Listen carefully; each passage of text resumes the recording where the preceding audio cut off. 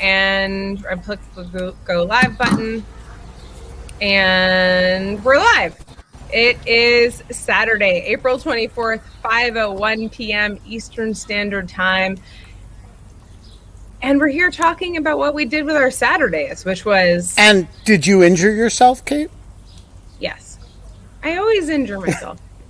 Yeah, I know, but my students have been commenting about this, like my blue finger, which I slammed in a drawer. They're like, Professor Kalanick, did you slam your finger in a drawer? I'm like, yes, obviously I slammed my finger in a drawer.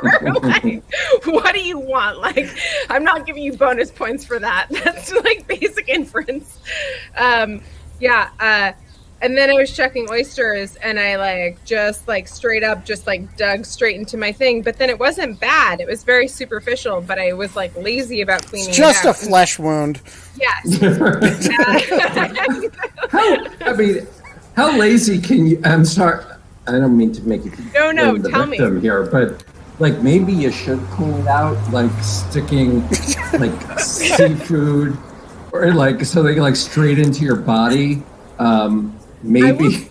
I will I'm say not that a doctor, I actually know so much better than this, because oysters are notorious for just being disgustingly full of bacteria on the outside and really bad. My mom would go nuts if I cut my foot on an oyster when I was a kid growing up and wash it out 20 million times and whatever. And I just put a Band-Aid on it, and that turned out to not be enough. So now it's infected. That's cool. But not, nothing serious. Kate, just keeping it interesting. You're not allowed to have fun anymore, or have fingers or hands. Anyways. We're not allowed to have. Yes, Scott. I'm sorry. Go. No. I'm not sure what the protocol is here with the order with the. No, it's very strict. Yeah, well, I spoke to Ben this morning. He was telling me all the metrics I had to hit in order to stay on as host. He was saying, I want to see the days that you're on. I want to see at least 1K views, one or two really good retweets a day. I mean, it's fair. I mean, he was very upfront about it. It's true. He's very hard. He wants to type ship. Yeah. There is exactly one part of this story that is true, which is that Scott and I did, in fact, talk this morning. Yeah. I've actually spoken more to Ben in the last 24 hours than I've ever spoken to him in my life. True? Whoa. I love that. The Nicole show was amazing, guys, yesterday. It was great. It was really fun. I thought it worked out really well. Yeah, it was great. So should we plan the show for the week, and then the bits? I received an email today that I want to use as a discussion prompt for later in the show. That's the most awkward way to introduce that ever. First of all, now everyone wants to know. No one wants to plan the show. Everyone wants to know what your email was. Yeah, right. I mean, all right. You want to do that now? Yeah. But now we have to do it. Yeah, of course we want to do it now. All right. This is an email from one Perry Borenstein, who is currently, I believe, joined the Greek chorus for the day, and he writes. Ben, I thought the trauma would be over when Trump was voted out, but it continues as we now face a Republican Party that only exists to obstruct. Is there any advice, recommendation, or even just a thought that could help me out of the exhaustion brought on by everything the Republicans are doing? I do derive solace from listening to Rational Security, because even when you discuss the Republicans, you all do not seem overwhelmed. I do feel that Biden is Solomonic in his ability to set everything according to his own timetable as he ignores what pundits jump on. And yet we watch Republicans respond to the big lie with the vigor of a trapped cheetah. Good metaphor. We see Republicans who avoid the vaccine, and we watch the lunatics raise money. It's too easy to feel that it will matter and that it can make insanity go away. What gives you strength? And so that is my question to you both. I wanna float that out there and ask you, as a preliminary matter, how discouraged are you by the features that are getting Perry down? And secondly, what is mitigating that, if anything, to prevent you from descending into the depths of despair? And what advice do you have for Perry? Whoa. I was not. I thought we were. I thought there would be no math. I mean, like it does feel like that was like a very intense question. I mean, it's certainly. I mean, it is. Yes, it's an intense question, but I kind of like it. I'm a little surprised that I feel a lot more lightness since November, like a lot more, and then even more, frankly, since Twitter and Facebook have silenced Trump. Like, I feel like a weird amount of like, oh, this is like, now we're back to like the politics is bullshit as usual thing. So I can understand that would be like, that part of it would be a little sad, maybe, that it's all still kind of like going back to being like, I don't know, kind of the normal way of politics. But I kind of know that landscape and understand it, so it's easier for me to make sense of, rather than the kind of the dysphoria of the past 6 years. I don't know. What do you think, Scott? I mean, so I would say, like you, I feel much lighter about politics. I do want to say that I think what happened was, like, there was two things going on during the Trump years, like extreme anxiety and also a kind of inner lack of pleasure we were taking. Well, let me just say the last year with the pandemic, right? There was like extreme anxiety with Trump, and that there was all this terrible sense of loss and lack of pleasure in doing what we're doing. And for some people it was incredibly hard, and for some people it was deadly. And it just was like, there were two kind of like slight depressing thing, but extreme anxiety. And I feel like Biden coming in has kind of ratcheted down my anxiety. So now I feel just the depression, or not that I'm not depressed, but like what Adam Grant in the New York Times called languishing. Yeah. Have you seen that piece, the languishing piece? I liked that piece a lot. Adam Grant piece was like, oh, there's like a word for this feeling that you're feeling, and it's called languishing. It's like not having a way forward. But then I kind of always tell myself, I'm like, you know, Anne Frank was sitting in like not to like, but like I was seriously, I'm kind of like, well, she was like, I don't need a word for it in the New York Times. Like, I'm kind of like, it just sucks to be stuck in the same place for a long period of time and not have anything to look forward to and not know when it's going to end. So. Right. All I meant to say was just that when Trump was there, I feel like I couldn't even get in touch with that feeling because I was so nervous and anxious all the time by this lunatic. And I just feel like what happened is I'm like able to feel this other thing because now Biden gives me a degree of like breathing room. And now that doesn't answer the question really about how to deal with the politics. I'm just saying personally, it's had like an enormous amount of effect on like my daily experience. Yeah, totally. What do you think, Ben? How have you survived?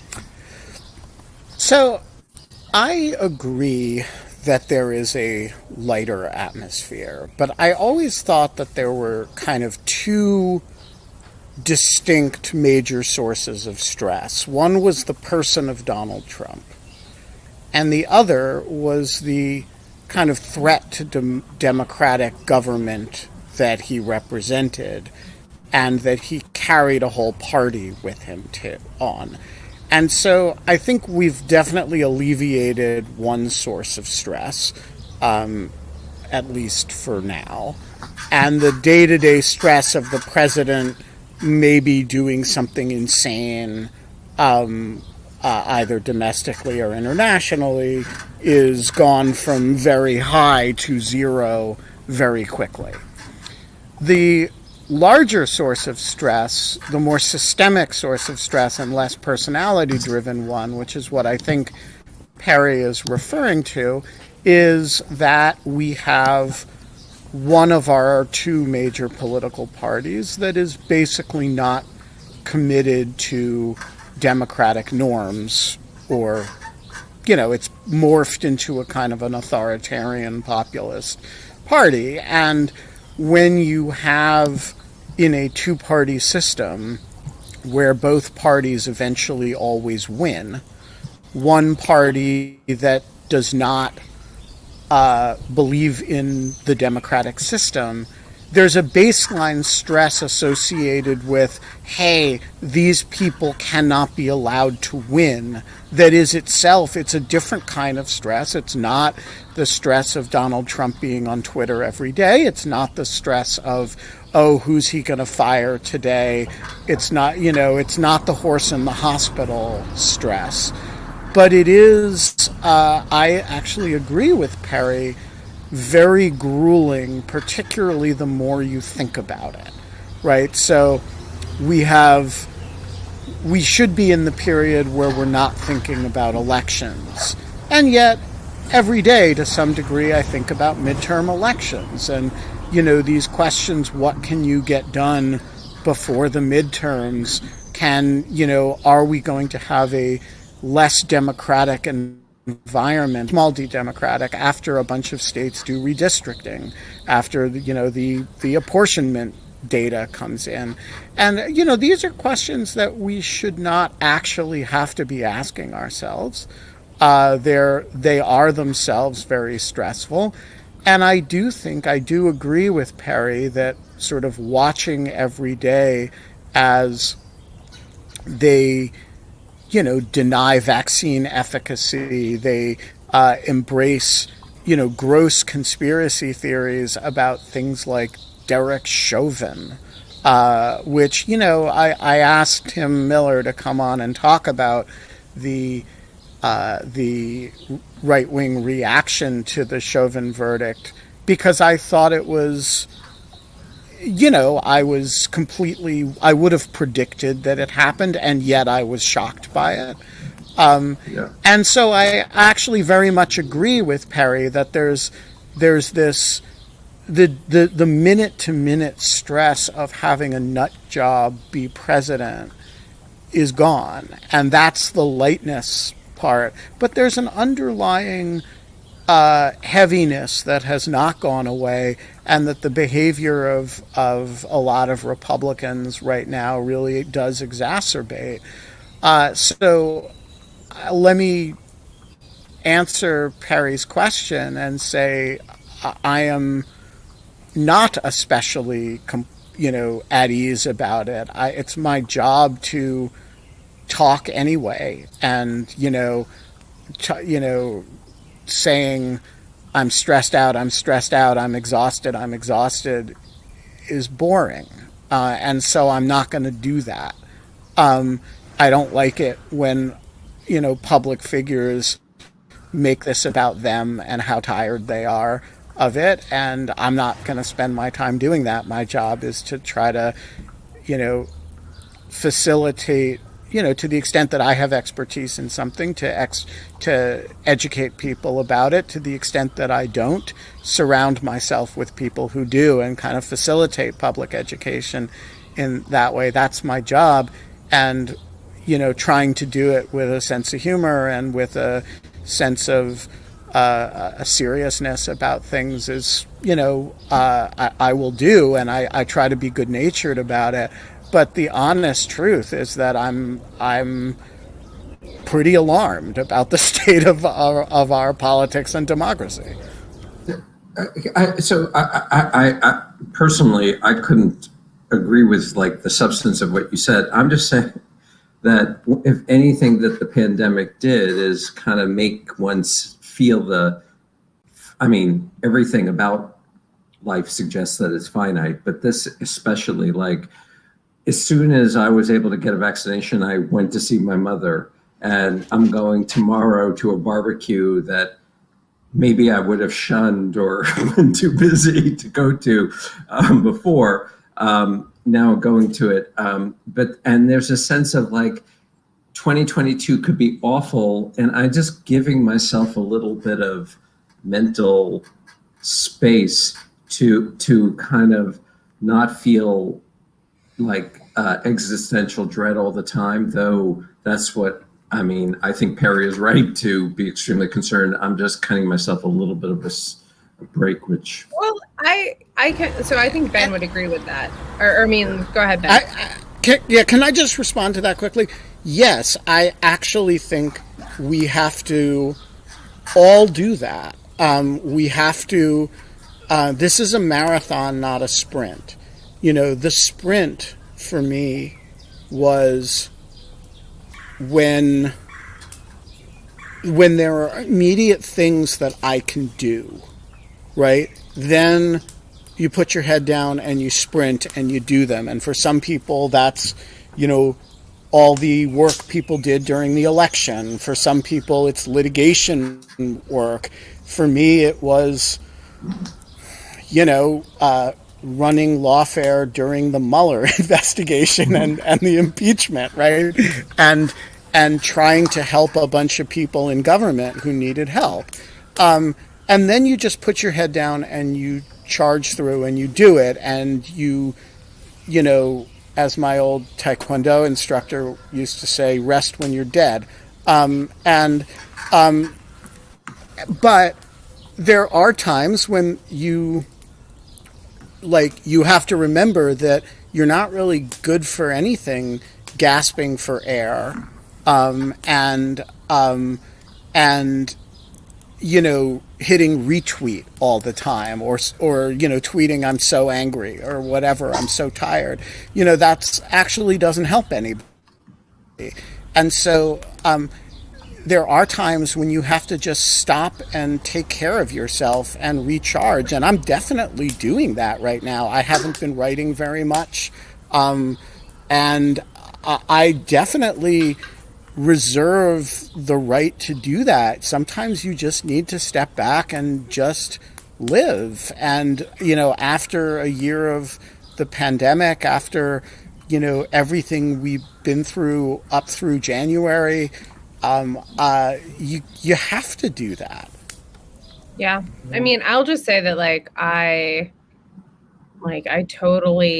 think the pressures of teaching and other things, and like saying yes to too many talks and all this other stuff, like kind of like, or feeling like I was in a sprint and it had gone on for too long. And like, I kind of hit a wall. And I am also in a place of recharging. But I will say that one of the things that Ben knows and that the show knows is that like I had taken myself out of like looking at the daily news, because I did find it to be this like incredibly insane anger spiral all the time of like, oh, Trump said he's going to do this. And like, you kind of knew that there was like a 90% chance that was never going to happen, but it was so like aghast, like it made you just compelled you like as an intelligent human to like lose your fucking mind. And like, I just couldn't keep doing that cycle. And so I just checked out of the news for like probably a year, like besides kind of, and like, even pandemic news, I would just kind of get it from John. Like, I'd just be like, hey, tell me what's up with the numbers. Tell me what's up with like everything going on. And so I filtered it, but like, and like Ben was like, yeah, it's a totally rational thing to do if you weren't running a daily news show every day at 5:00. But seriously, I kind of did mean that like, it still was like, I don't know. It was like, it actually ended up being like, man, this show too is like the way that I cope, like jokes on Twitter, that like the community of kind of weird scholars that make jokes and like do stuff on Twitter is like amazing. And it literally makes me laugh. Like I like laugh while I'm like alone in my apartment or alone in like an Uber, like with a mask on going back and forth to class. And like, it's just amazing. So I just think that I don't know. I like that question. The other thing that I mentioned to you, and you told me you were going to ask this question, Ben, was that, I was reading, I like read disaster stories sometimes just because I don't know why. I like just like also mysteries of like how people survived certain events or like certain things that seemed like against all odds. So I was reading about the Uruguay plane crash in the Andes. That was like the soccer team. The Alive, right? The Alive thing, yeah. Yeah. I wasn't Oh my reading God, that. Oh, okay, I'm like kind of obsessed with it. And so I was like reading a whole bunch about it. And like the guy who survived and walked out, one of them, ended up becoming a pediatric cardiologist and doing all this kind of amazing stuff. But he like gives talks. And one of the things that I thought was like the most unexpected and like out of the box pieces of advice that I thought that he gave in one of like the Q&As that I was reading was like, he said something like, it doesn't matter how many skills you have or how good you are at anything. The thing that I saw people keep people alive on the mountain the most was their ability to see the joy in life. And I thought that that was like a very profound statement of just kind of like when people decide that they're just done and they can't do it anymore, they stop. And it like if you keep trying, if you just can keep finding joy in something, anything, I do think that that is like a really profound ability to kind of like keep you going. And I don't know, it was just like a very striking quote, and I've kind of been saving it to. I haven't told anyone that I like found that, but I was just like, I'm glad I get to say it now. Anyway, it was good. I didn't know that you liked that so much, Scott. Actually, it was. I mean, that is not a good movie, the Alive thing. No, I didn't watch the movie. Yeah, I, like you, am such a sucker for like those kind of disaster type things, and also prison literature, prison movies like Papillon, kind of. I'm obsessed. Would I break? Kind of thing, could I handle it? Kind of. Did you count L'Étranger in there? I haven't seen that. No, L'Étranger, like by Camus, The Stranger. Oh yeah, No, I've read the book, but I haven't seen the movie. Oh, I'm sorry. We're not talking about movies. No.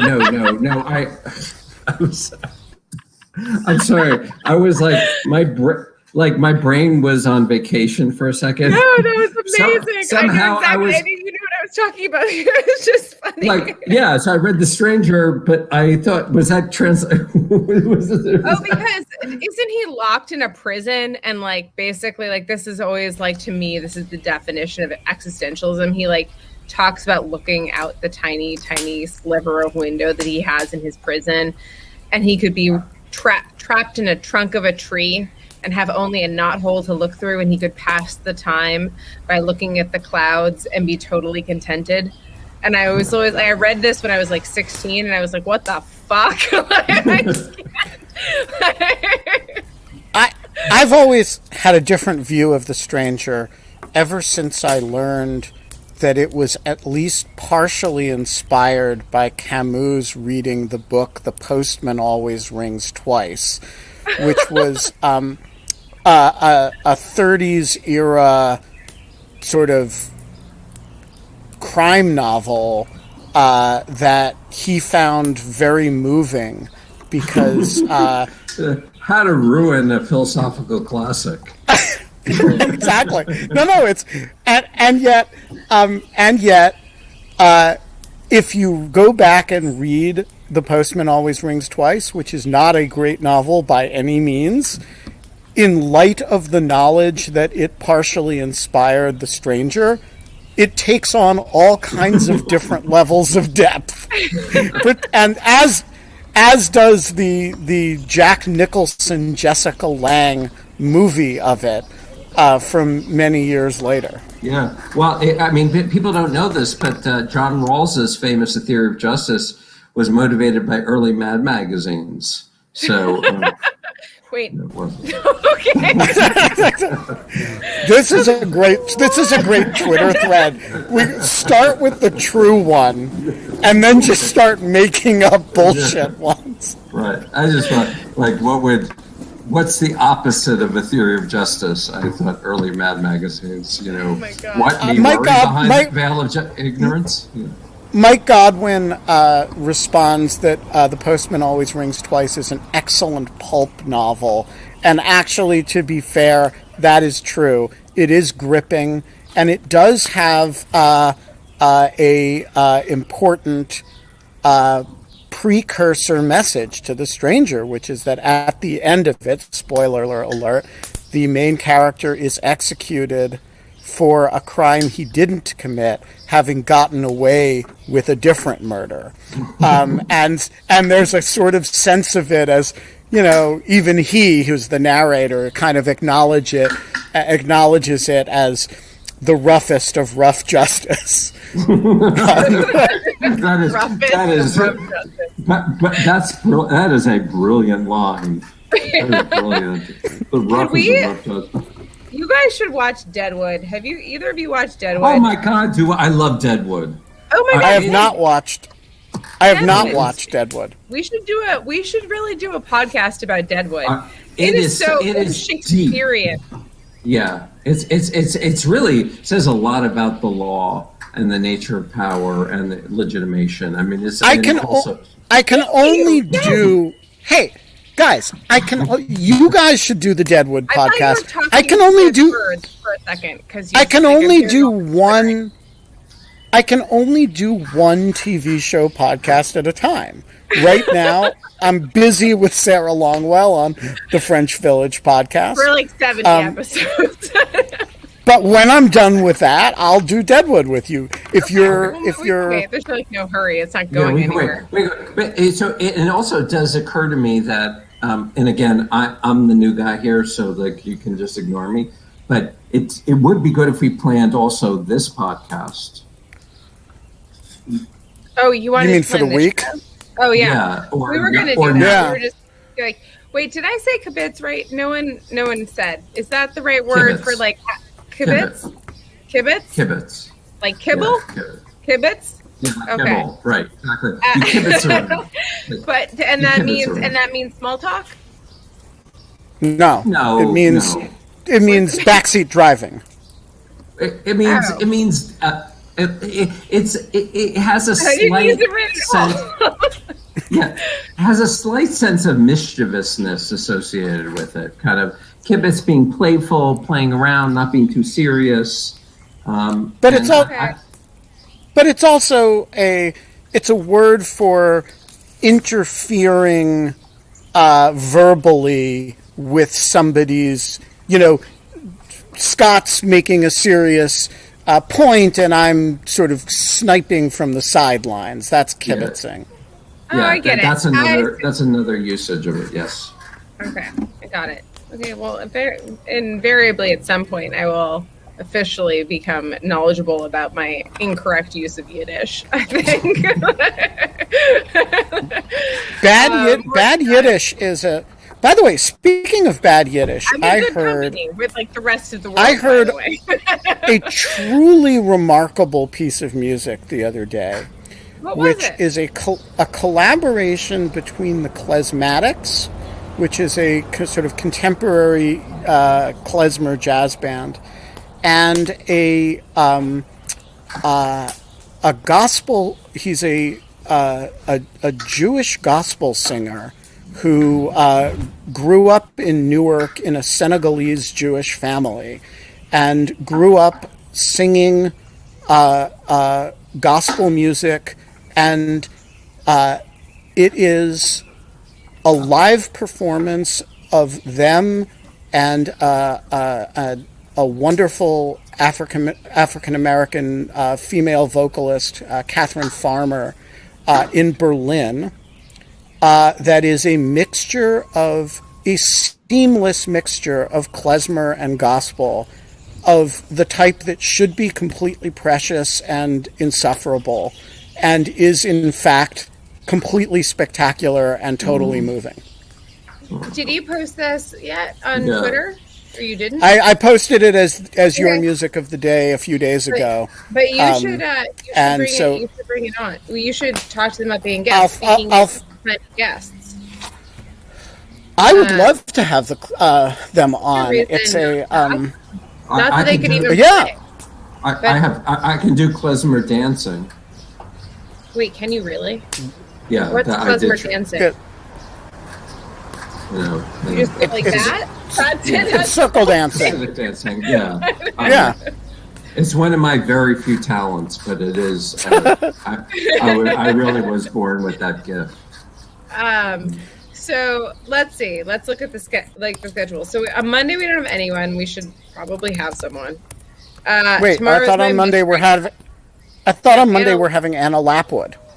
You put her in for Tuesday, so she's either Tuesday Yeah, or Monday. That's Tuesday. Okay, that's Tuesday. Wednesday. So wait, tomorrow it's your mystery guest, Kate? Who's it going to be? I don't know yet. Okay.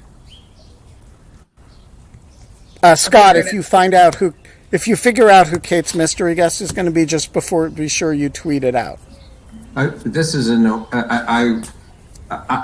This is. We keep our mystery guest close to the chest. It's every time there's a mystery guest, I try to guess Ben's, and Ben has only successfully guessed mine once. And since we're planning for the show, Scott, are you doing next week's mystery guest? Oh dear, I hadn't considered that. Can I get back? I mean, you can always invite. Yeah, you can always invite Taylor Swift. Yeah, but do we want? I mean, is that going to get us our biggest audience on Sunday? I don't know. It's not going to fill out the hit. And besides, she's been on so many times. I know, but the thing is, I'd like to make it a big thing. Maybe a symposium. Maybe a symposium or something. Can I raise a topic? Can I raise a topic? Can we really do a cooking show? Like, I was thinking of buying a GoPro, and like we could each cook our things while talking to somebody interesting or talking about matters of interest. I would do that. Yes. I mean, yes. That's not the enthusiasm I was hoping for. No, I'm totally down with this, but I think we should all make things that we're wildly unqualified to make, so that there'll be an element of suspense. Is it a disaster? Yeah. Right. I would do. I would do I would make my own phyllo dough, like some absurd thing like that. Really? Do you actually know how to do that? No, that was the point. The point was that I would do something I was really bad at. My family has a running joke one time, Scott, that my dad made this very intricate from scratch phyllo dough, and goat cheese and spinach concoction, and like a I was 8 and kind of thing? turned out, yeah, kind of, but it was probably like that, but we did not know what that was at the age that we were at, but we wouldn't eat it, and we started sobbing at the dinner table. It became a whole, my mom being don't make them eat it, my dad being eat it, and my mom being leave them alone, they're crying. So maybe I don't want you to relive this trauma, but I remember when my daughter was 8, she came home and she said, "What's for dinner?" I said, "A la matriciana." And she said, "A la matriciana again?" And I was just I just really wanted to brain her. A la matriciana again. I have ruined you already, and you're 8. Okay, so here's what I think we got to do in the cooking department. Scott, maybe Monday. Is Monday a day you want to cook? What day of this week do you want to cook? Well, Go ahead. I have a Monday thing at 5 that I have to take care of. And Scott is supposed to do Anna at right? Scott's in the Anna episode. I'm Tuesday. On Tuesday. But maybe this is a series that we should do. So Kate should cook something this week. You should cook something next week. I should cook something the week. I'm happy to cook this week. I think this is a great. I think it's a. I don't want to. Yeah, so it's get connected to a bicycle helmet, so I might have to wear a bicycle helmet. So the odds of you having a head injury during this thing will be very not low. A hand injury, which is really big. Right, the hand injury. Right. Yeah, maybe wear like Iron Mail or something. I do think it's important that if Kate's going to cook on the show, she must cut her hand. No, because we've heard all of these stories about Kate, but we need a live Kate hand injury. You will physically grimace at my knife skills. I do promise you that. And here's the thing, we'll each person will do it. I think it's really nice because spring and the markets are open, and like each week will be like a new ingredient, a new kind of crop that comes in. I think it could be very local, like a very local. Okay, I actually love this throwdown, and I am willing to go first. I will go on Friday. I think Friday. Can I do it on Friday? Yeah, I can do it on Friday. I can do the cooking show on Friday, as long as you guys show up to make fun of me. Bet on it. Yeah, that's the whole point. Okay, so I'm putting it down in lieu of fun on Friday. Kate cooks. There we go. It's in the calendar. And I love this idea. Are you going to make a lamb prosciutto? Are we going to see the lamb prosciutto from scratch? I'm going to go. I might have a small video that I show before of me shopping for fresh ingredients and going and bargaining with people in the marketplace for my fresh ingredients. I mean, this is so Barefoot Contessa type. I might not have shoes on. I might also have shoes on. This is perfect to take us from farm to table. I think this is perfect. I think you should go. You should bring your clam rake and actually acquire. If I took my clam rake and just started scraping at the sidewalk in Brooklyn, 20 minutes, just scrape. Oh my God, people in New York would just lose. Anyways, that would be, yeah. But I love this. I love this. So this will be kind of a fun idea. I'm willing to try it out. I'll do next Friday. I'll do the Friday after. Great. We'll put you in. Unless you want to do this Friday. All right. And no, because he's doing Tuesday. I'm doing Tuesday. Yeah. So you do this Friday. It'll be like Kate forages for clams in Brooklyn. And in the Gowanus Canal. They're have Gowanus Canal, right? The guy. And then we can do Scott. I don't know what you'll do. But you know what I might do? Oh gosh, I was just thinking. I want to go because it's morel season, and I want to go foraging for morels. Have you done that before? Yes, I have done that before, and I've never done that. I've always wanted to go. Oh my God, you want to do it? Yeah. You want to do this? That is, we could go. There's secret spots around the tri-state area that involve morels, and because they only grow in certain spots, and only from May 3rd to May 10th. It's the only time, and so. I will. We should do that. This would be perfect. By the time it is my turn, the cicadas will be out in Washington. That's right. So this is perfect. Yes. And I can forage for cicadas, which have a lot of protein, and we can make it's a high protein. Feed the poor kind of diet. Okay, so this will be part of Sustainability Week. That's right. Sustainability Week. You let them mate By the way, you guys think I'm joking about the cicadas, but no, I know. I've read about that. Yeah.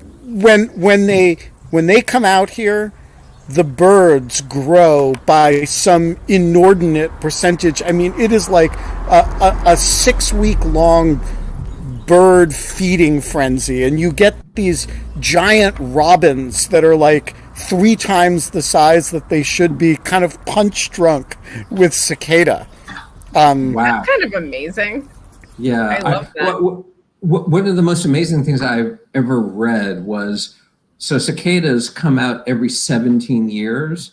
And so there's a hypothesis that the 17 is really important because it's a prime number, which means is that no predator that reproduces either, like they have to wait 17 years. But so you can't do it every 2 years, every 4 years, every 8 years. You're always going to miss it. So there can't be so having it every 17 years means is that it weeds out the range of predators that could go after you, because like it has to hit 17. And that seemed really much more interesting in my head than it actually No, I think that's no, I think it's fascinating. I think that's totally fascinating. There is a whole bunch of stuff about the life cycles of and like how they match up, and I think that there's in particular, I also think that this is true of various types of I think that so actually Ben mentioning that the birds get fattened up is really interesting, because it turns out that like during these types of seasons that are matched to the cicadas, like there is like a flourishing of mating and birds, because everyone is so healthy. And so there is just like this, like there are these huge kind of rebirths of like bird population. Baby booms. Yes, baby booms, exactly. Yeah. And so it's like all of the munch. Super interesting. Okay, hold on. Guys, we don't have a Monday guest yet. Unless we want to invite the cicadas. But is there a cicada expert?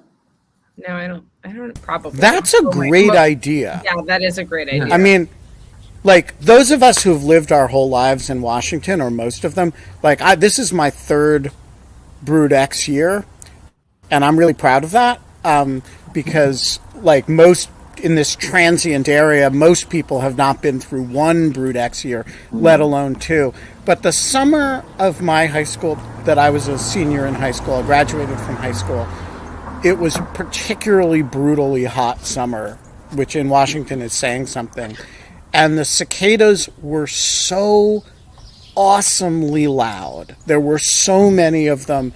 And I will just never forget how, you would walk around in this suburban areas and every tree had 20,000 of them, and they chant in rhythm, and they're huge. They're like the size of your thumb. And, you would just, it's like they're the punk rockers of the insect world. And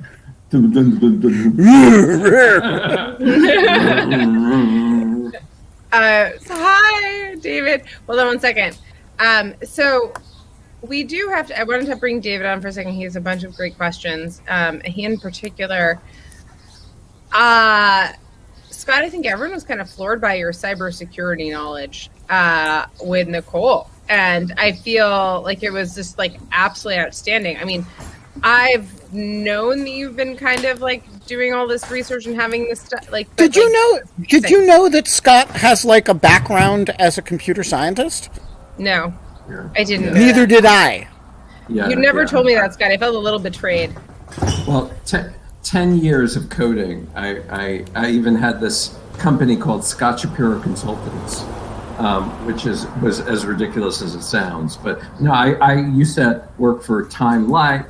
My clients were Time Life and People Magazine and these investment banks. And it was just a long time ago. And then I gave it up for jurisprudence, thinking that was the next big thing, which was a mistake.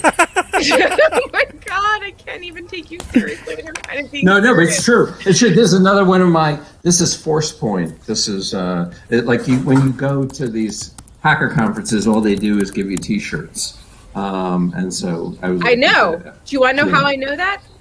I've done laundry for one of the people that has gone to those conferences. But I just want to say, I speak to all kinds of different groups, and I do think that hacker conferences where there are T-shirts and this sort of basic swag. I really think the pinnacle of this stuff is academic universities where you get the mug, and the mug for speaking to a class is the highest form of compensation. It is so pathetic how so many universities do that. Like you go like 18 hours to get to a place, and then you get the University of Oshkosh mug. Yeah, right, yeah, exactly. And they don't even autograph it with really, it's just a mug. It's just like tissue paper. That's all I literally to like drive this home. I did a talk virtually for Cardozo the other day. You love Cardozo. I know. I did a talk with Felix Wu, who is amazing at Cardozo, and oh my gosh, who is the former dean? He's like a brilliant. David Rudenstein. No, I'm just like I'm gonna completely mess it up. Anyways, like I just like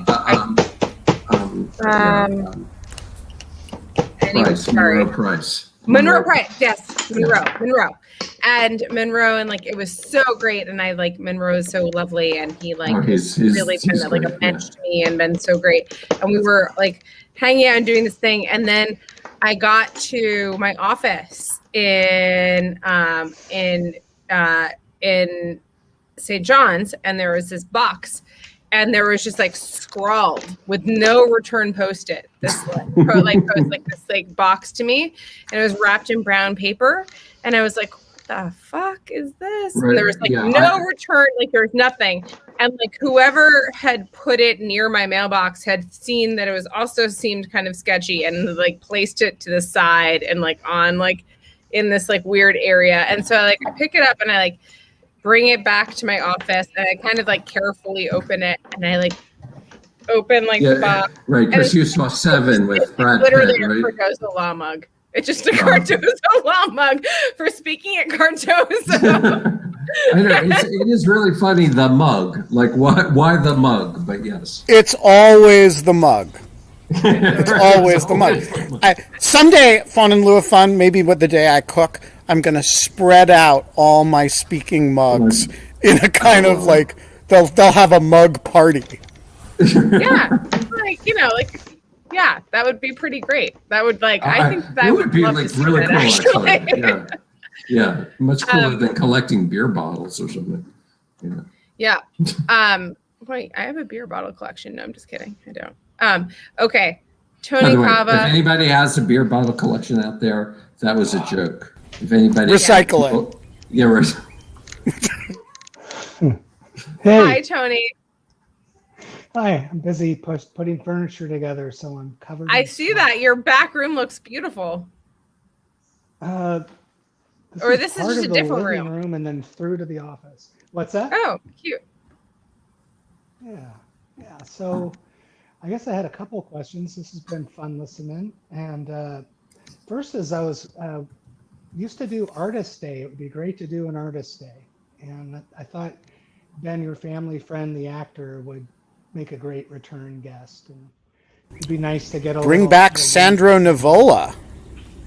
There you go. That would be a great thing. But it would be great to get a break from cyber warfare and Trumpian politics every once in a while. Sorry, I didn't mean to close that. Sorry, Tony. Sorry. Great idea. We will work on a cicada expert for this week and an artist of some kind. I think that the artists' days have been weird and idiosyncratic and not always like blockbuster dialogue, but really great visuals sometimes. And just like, I don't know. I enjoyed our artist week. So I'm just like, yeah, I think it's okay that we don't know who's going to be on Monday. We have a whole 48 hours to figure it out. I think Scott's finally getting to understand how crazy like our margins are on figuring out guests. It's becoming clearer and clearer. Hi, David. Hi, good afternoon. I have something for everybody, even you, Scott. I have something for you. Wait, Scott disappeared. Wait, I'm here. Oh no, okay, maybe just for me. Go ahead, David. So Scott, you may not be familiar, but I try to think about that guy. The guy right there. The guy. And right. we've sand sculptures, and we have my singularity dot. The singularity. Yeah. The singularity dot that is supposed to, I used that New Yorker cartoon. The caption for that New Yorker cartoon that has like the black dot in the middle is like, I'm sorry, the co-op board doesn't think it should have to deal with the singularity in your apartment. I used it in explaining the difference between homeowners associations and condos and co-ops to my students, and like if this like soared over like just like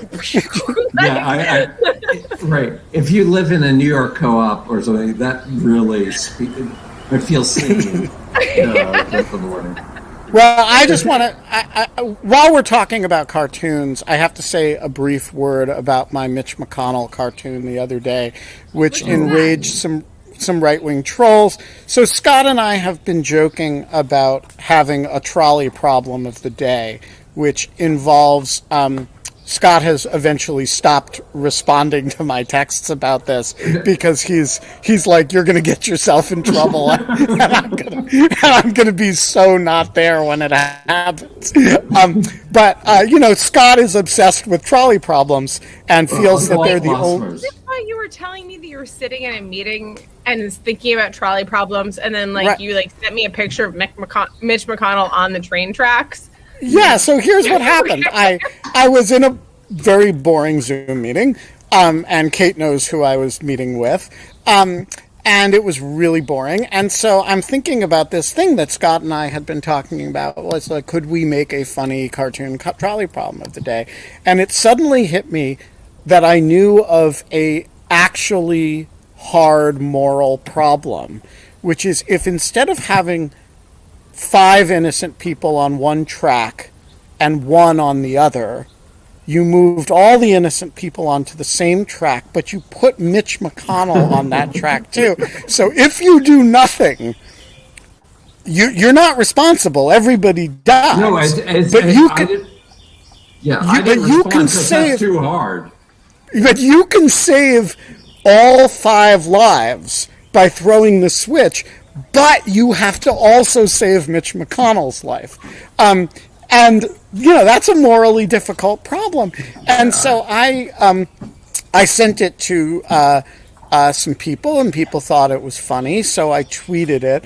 And almost immediately, right-wing trolls started saying I was threatening violence against Mitch McConnell, which I was not, because look, if you do nothing, you're not affirmatively deciding to throw the switch to move the train onto Mitch McConnell. You're a passive observer. Yeah. So I want to say I took it down. I was not threatening Mitch McConnell in any way. I was merely saying it would be a hard decision to throw the switch to save Mitch McConnell, though surely the right thing to do. But also, I also think you were conveying a reductio ad absurdum of libertarian philosophy that says that one is not obligated to ever Scott's do our anything lawyer. to help Scott's somebody. our lawyer. We're making Scott our lawyer. I'm trying to make this better. That's what we want to tell them, Scott. You're Right, exactly right. Anyway, it's down. I did not threaten Mitch McConnell. Mitch McConnell knows I have only love in my heart for him. If I were the person. By the way, the identity of the person in the trolley problem is never mentioned, but if it were me and I faced that situation, I would, of course, throw the switch so that the 5 people on the track survived and Mitch McConnell would survive as a collateral matter, because that is the right moral answer. David Botts, the floor is yours. David Botts is like, anything I say is going to look sane and normal. This is all fine, Ben. David, we were going to vote on your beard shaving, David. No, it's an important. I will yield myself to the will of the Greek chorus on this matter. But before we get to that, Kate, did you miss us yesterday? I did miss you yesterday. It was a little weird. I was actually quite sick. I had like some weird stomach bug, but I was like, I would have been like, it was like fine enough to do in lieu of fun, but I just kind of watched for a little bit and then I fell back asleep. And so like, I was just kind of tired, but I did miss everybody. It was weird. Well, I'm glad you're but then better. I watched it this morning and it was so great. And I was like, oh, that went so fantastically. It was wonderful. It was just great to watch. The offer still stands, David Botts. If you shave the beard on the show, I will shave one eyebrow on the show. Oh boy, that's going to be an easy poll question, I think. To me, the poll question is. David has asked me to put a poll question to the audience. Can I do it now? I will. Have you ever seen David Lewis, the philosopher? Because you're the spinning image of David Lewis. Well, he's the late philosopher, but one of the greatest philosophers of the world. Other than being not dead. Richard Lewis, the great philosopher. No. He died. He was run over by a trolley. No. Because somebody didn't throw the switch. He was actually obsessed with trains, but you do look exactly like David Lewis. It's uncanny. Well, that's good to know. I'll have to look that up. Kate stole some of my thunder, Scott, but I'll add one more thing, which is Scott. I had no idea that you were big into the cyber and computers and whatnot. So that's pretty fabulous. So, but I will tell you that these days the swag from some security events has shifted a little bit. The new thing is socks, because everybody's got t-shirts. So it went from batteries, right? Scott, do you remember this? For me, the biggest thing has been the adapters, like lightning cords, retractable, anything that serves as like something to use for our 1,000 devices. But I have gotten Force Point socks. I have gotten like VeriSign socks. But I have to say, just like Christmas, getting socks for swag is not that exciting. Yeah. The best swag. I have some great like lithium-ion batteries, rechargeable ion batteries, but like I swear to God, there was like 4 of them that and then I went through China and they confiscated all of them. Like literally, I'm like, they came from here. They came from China. Why are you taking them back? Like, they were reintegrated. There's a right of return. I just want to say swag, people are unimaginative about it. I think, when I go to a conference that involves me arguing with somebody, I think there should be gauntlet swag. So, you go to, Georgetown Law School and to debate somebody, and they give you, a big gauntlet that you can throw down, branded with Georgetown National Law Center or whatever they call it. No one has ever given me a battle axe. There's a reason for that. What you do with battle axes, Ben? Like, you actually use them. Like, no one is going to give you a battle axe. It's like a liability. No cannons. I mean, just like people should be more imaginative. Dueling pistols. John's. At Yale, we throw down a copy of the U.S. News and World Report right now. It's our thing. It's the only time anybody ever throws down a U.S. News and World Report. Oh my God, I'm crying. Wow. Okay. Well, we managed to get through yet another hour together. um, we have I laughed a lot. But also I will say that and there's a reason people don't give you battle axes when you debate people. Also, did you see the mini cannon that I sent you? Yes, I sent you a note back about it. Oh, had you seen that before? I have never seen a cannon that small before. It was a very small cannon. Can I get it for you? It was made. It was at hand. I don't think it was It's purchasable. It's. But if I find out how to purchase it, and I found out how to, I will even fire it for you. Okay. Yeah, it was very little. It's so little. Maybe we should have the guy who makes baby cannons on the show to demonstrate how he makes a baby cannon. Yeah, but can we actually? I think the development of any smooth bore firearms is fascinating. Yeah. And I would watch that. I mean, he has some incredible videos of him drilling them out, and that is the coolest. Oh, I bet I can get him on. It would be so cool. That's like John and I kind of like put those on like at night, and we watched, like I told you, it was like we watched the slab like epoxy table making, and then we watched like the smooth bore kind of like so great. And we're just maybe maybe instead of cooking, when it's my turn, I will make a slab epoxy table. You know what? Go with your art. Yeah, because I've got right over here, I've got 3 slabs of gorgeous maple. I really think that you could like plane those and like cut them and plane them, and they could be an incredible table put together. They are going to be a slab epoxy table, and I will totally do that on on the show. That'd be amazing. I love that. I love that. I think you should totally go with that. That works so perfectly. All right, maybe I'll cook. Maybe I'll make a slab epoxy table. I'm happy for pieces of this project as they play out, and to continue making a fool of myself over cooking things. Maybe I'll just cook cicadas. Okay, so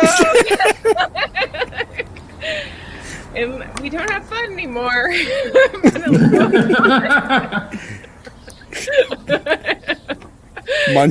Munch. Yeah, I know. I'm not. Okay, hold on. We will be back 22 hours and 56 minutes from now. And until then, Ben, we don't have fun anymore, but we do have... we have slab epoxy tables on which to cook and eat our noisy cicada friends. Okay.